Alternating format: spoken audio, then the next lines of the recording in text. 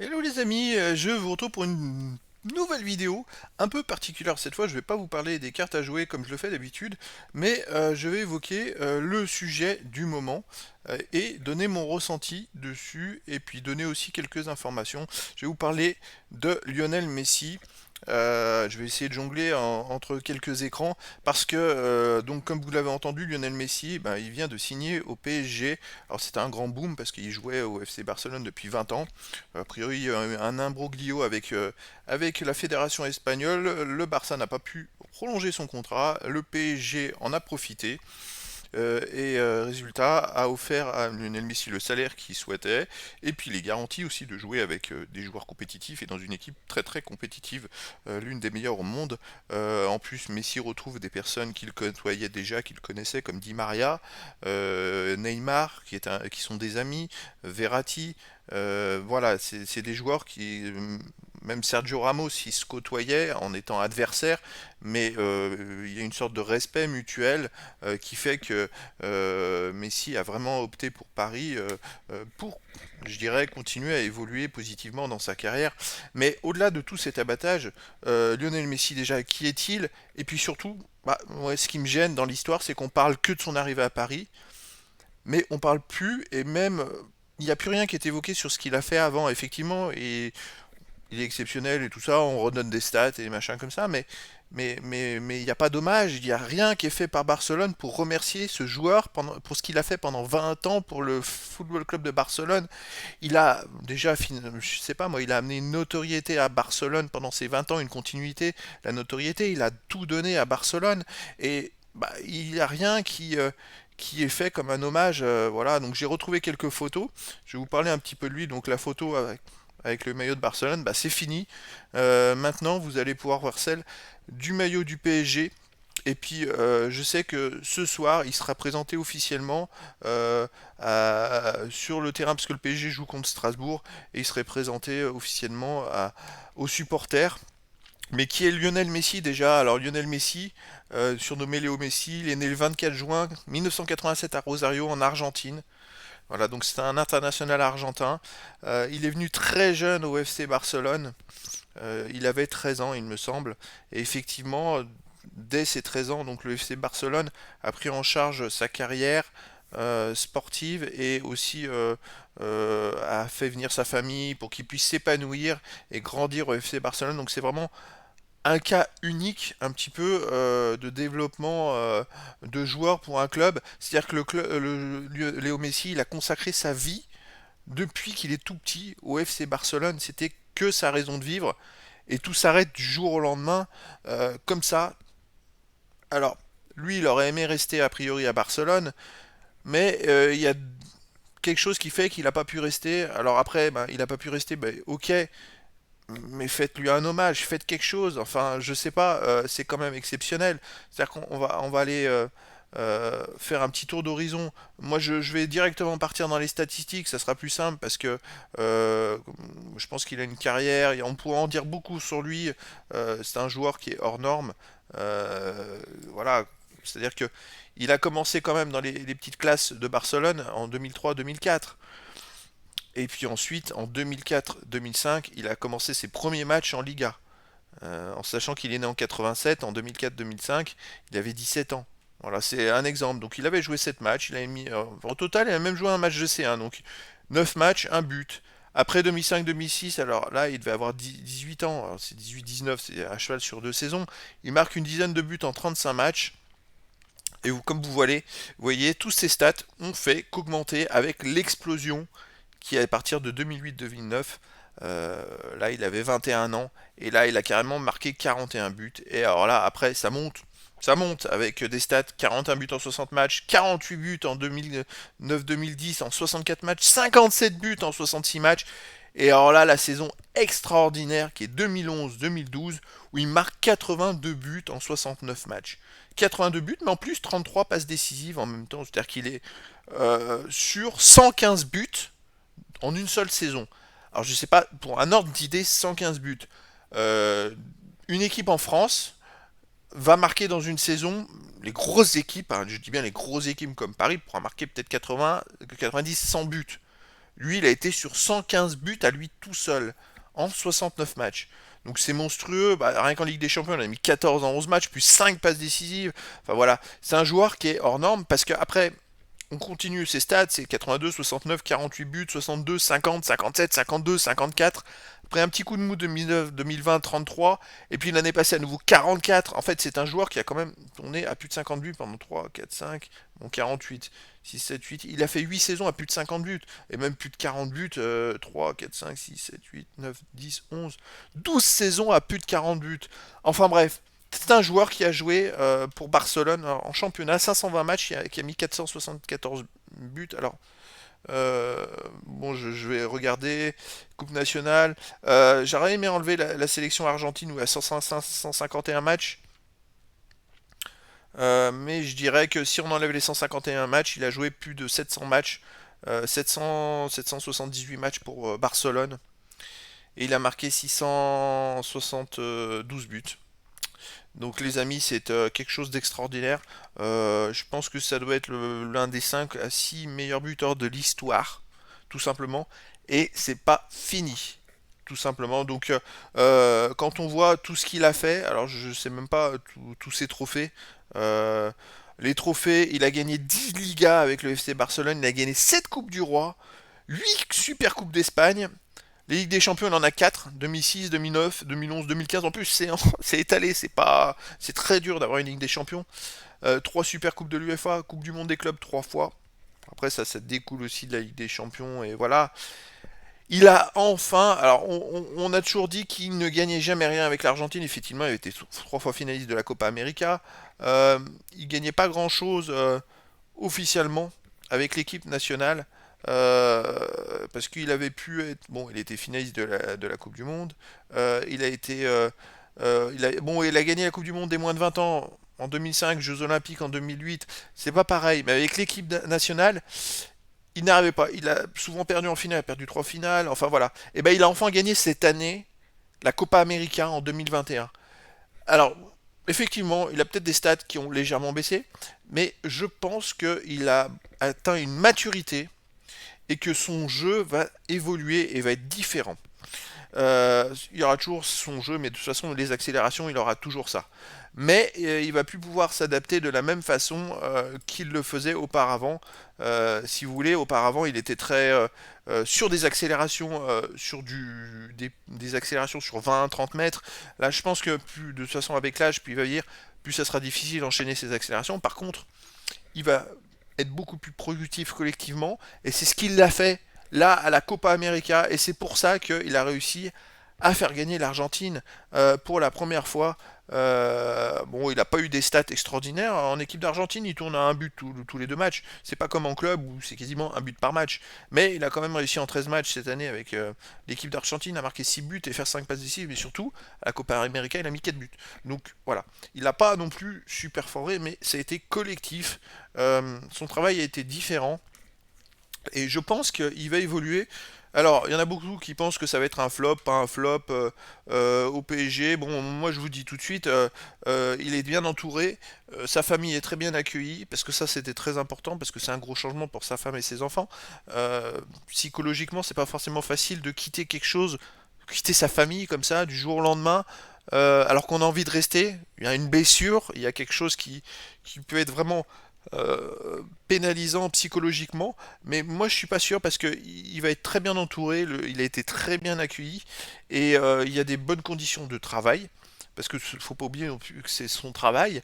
Sa famille va être très bien accueillie. Il y aura tout ce qu'il faut pour qu'il soit mis dans de bonnes conditions. Et puis il va jouer avec des gens qu'il apprécie, avec des amis, avec un entraîneur aussi, Pochettino, qui est argentin, avec qui il va pouvoir communiquer.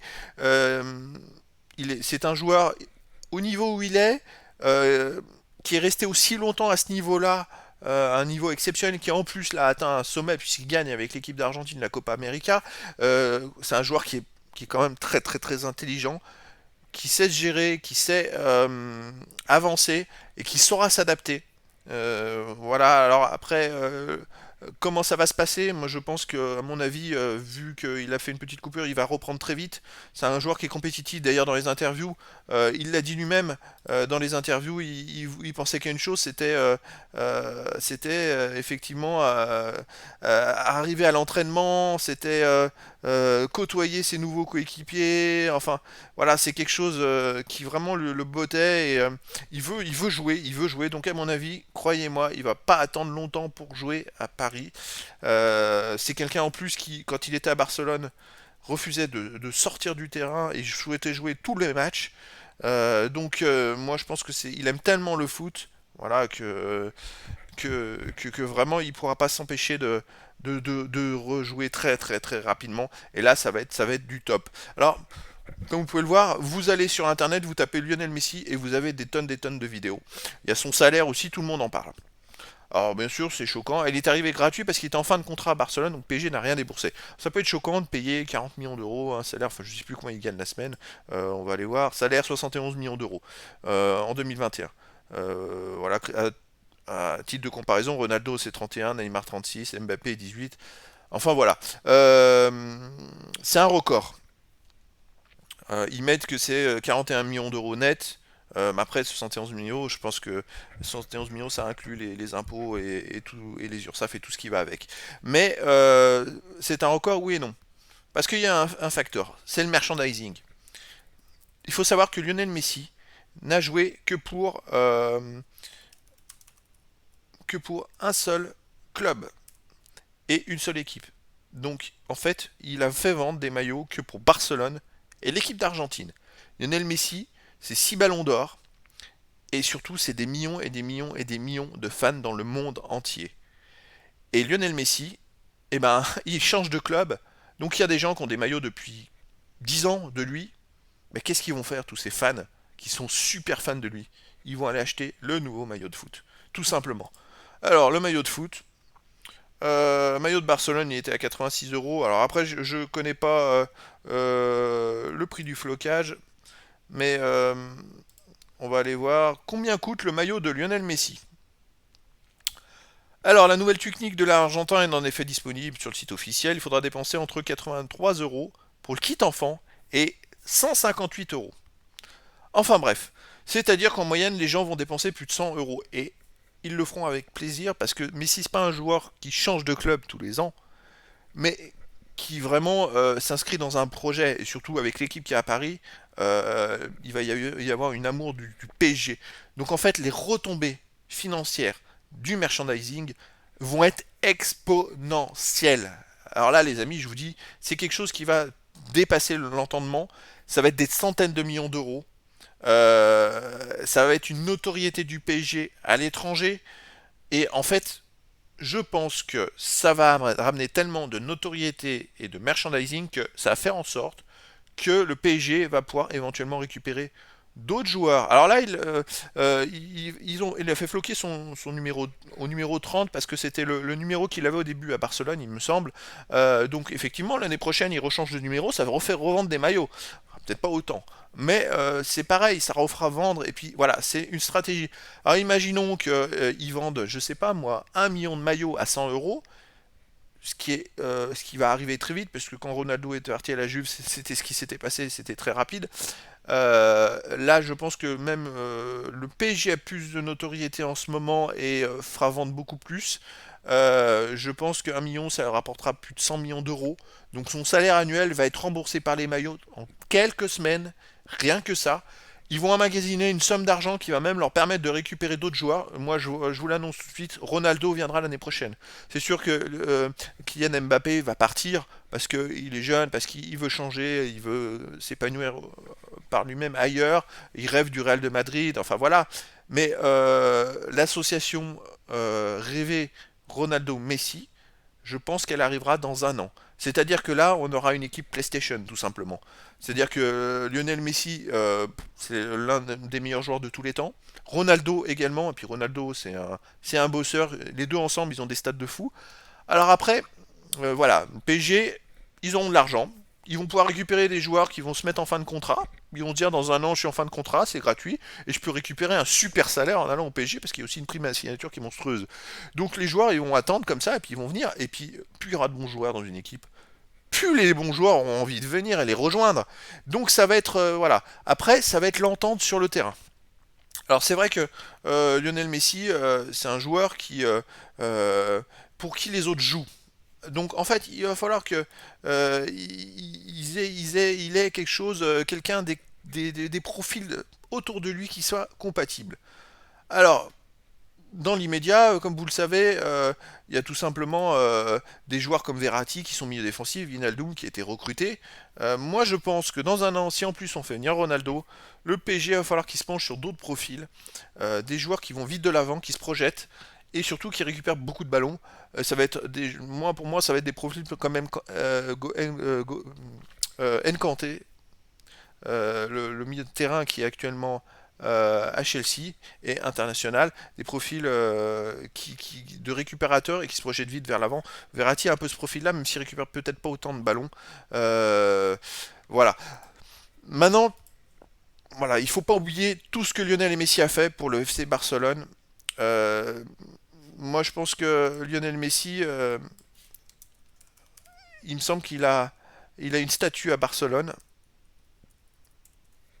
Je sais pas. On va aller voir les images. Lionel Messi, statue. Et en Argentine, il en a une. À Barcelone, il en a dans le petit centre. Il y a une statue de lui au musée de Barcelone, pardon. Euh, Argentine. Ah ouais, bah, la statue de Lionel Messi a été vandalisée à nouveau. Ouais, bon, ça, je trouve ça nul. Voilà, donc c'est vrai que Lionel Messi a une statue de lui. A aussi dans le musée de Barcelone bah, tous ses trophées, ces choses comme ça. Et je pense que Barcelone l'a un peu laissé partir. Alors, ils n'ont pas trouvé forcément quelque chose pour des excuses, mais pour moi, c'est petit parce que quand tu as un joueur qui a fait tant pour un club, qui a donné tant, peu importe comment ça s'est passé, euh, bah, on peut pas le laisser partir comme ça en catimini. C'est-à-dire qu'on parle plus actuellement d'une signature d'un contrat dans un club où il n'a pas encore fait ses preuves et où bah, on les voit les stats, il n'y a rien pour l'instant à Paris. On parle plus de ça que de ce qu'il a fait avant. On l'évoque juste ses ballons d'or, son palmarès, mais on n'évoque pas ses 20 ans de travail. Ces 20 ans, c'est combien? C'est des milliers d'heures de match, des milliers et des milliers d'heures d'entraînement, de conférences de presse aussi pour faire la promotion du club, pour répondre aux questions des journalistes. C'est 20 ans de sa vie dans un club. Euh, pour moi, voilà, on n'en parle pas assez. 20 ans. Voilà, c'est le terme. 20 ans à Barcelone. Lionel Messi, c'est 20 ans de sa vie. Vous vous rendez compte, une carrière euh, mais je sais pas, mais il a joué combien d'années en professionnel? 17 ans. Vous regardez, alors maintenant les footballeurs professionnels ont des plus grandes carrières. Mais combien il y a de joueurs qui ont joué au moins 17 ans dans le même club? C'est invraisemblable. 17 ans dans un club, maintenant les joueurs ils changent tout le temps de club, tous les ans, tous les 2 ans certains, mais 17 ans, une telle fidélité dans un club, c'est inédit. Même des coachs, c'est digne de certains coachs, je pense à Arsène Wenger à Arsenal, Giroud à Auxerre, voilà, donc moi pour moi c'est quelque chose d'hors norme. Euh, et il faut pas l'oublier. Et je pense que peu importe ce qui se passe à Paris, les amis, peu importe ce qui arrive pour la suite, il faut pas oublier tout ce qu'il a fait. Et puis il s'appelle Messi, mais il faut lui dire merci parce que il a fait rêver des millions et des millions et des millions de jeunes. Il a fait aimer le foot à des millions de personnes. Et et pour tout ça, eh ben, voilà, faut le remercier et il faudrait pas l'oublier. Peu importe ce qui se passe à Paris, il faudrait pas l'oublier. Voilà. Donc les amis, voilà la nouvelle image de Lionel Messi. Tout le monde a hâte de voir ses débuts sous le maillot du PSG, mais n'oublions pas ce qu'il a fait avant. Et voilà, c'était une petite vidéo un peu comme ça, différente de celle que je fais d'habitude. Euh, parce que ça me touchait un petit peu de dire aussi que c'est un joueur extraordinaire, c'est bien, mais il a fait des choses avant et il faut se rendre compte de la chance que l'on a eu et que tout le monde a eu de voir un tel joueur pendant ses 17 ans à Barcelone. Euh, des joueurs comme ça, il y en a un tous les siècles. Ça se reproduira pas. J'espère qu'il va réussir à Paris et à faire émerveiller le monde entier et à continuer encore pendant pas mal de temps. Voilà, mais peu importe ce qui arrive, il faut lui dire merci pour tout ce qu'il a fait avant. Et moi, je le remercie vraiment pour toutes ces soirées magiques où il a explosé le terrain, où il a fait des gestes extraordinaires. Et voilà, je lui dis merci, puisque a priori à Barcelone, on n'a pas l'air de trop le remercier. Bon, moi je suis pas quelqu'un d'important, mais voilà, je lui dis merci au nom de tous ces jeunes et tout ce bonheur qu'il a pu donner à tout le monde. Voilà. Merci Lionel, chapeau bonhomme et bonne chance au PSG.